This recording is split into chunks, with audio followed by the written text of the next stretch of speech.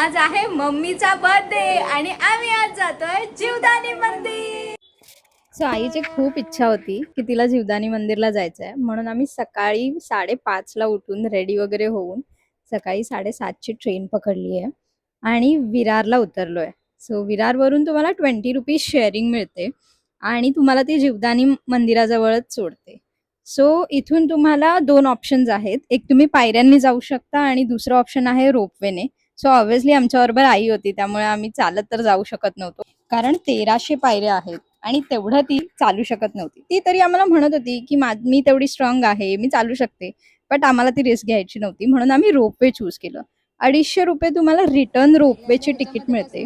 इथून तुम्ही थोडीशी क्यू मध्ये वेट करावं लागतं आणि त्यानंतर येते ते मॅजिक. आम्ही इथे आईला विचारलं होतं की किती वर्षानंतर आली आहे, तर ती ऑलमोस्ट 35 इयर्स नंतर इथे आलेली आहे आणि खूप काही चेंजेस होते. सो रोपवेचा एक्सपिरियन्स आम्ही फर्स्ट टाइमच घेतलं. मिताली तर फर्स्ट टाइम जीवदानीला आली होते, मी तर कॉलेज फ्रेंड सोबत आले होते, त्यामुळे माझ्यासाठी काही नवीन नव्हतं. पण हा रोपवेचा एक्सपिरियन्स मात्र माझ्यासाठी नवीन होता. सो एकदा तरी तुम्ही हा रोपवेचा एक्सपिरियन्स घ्यायला जीवदानी मंदिरला नक्की व्हिजिट करा आणि खूप छान वाटतं, खूप प्रसन्न वाटतं. ती पण खूप हॅपी होती ह्या सगळ्या एक्सपिरियन्सने, कारण तिच्यासाठी पण हे सगळं नवीन होतं. आणि असा काहीसा रोपवेवरून तुम्हाला व्ह्यू दिसतो.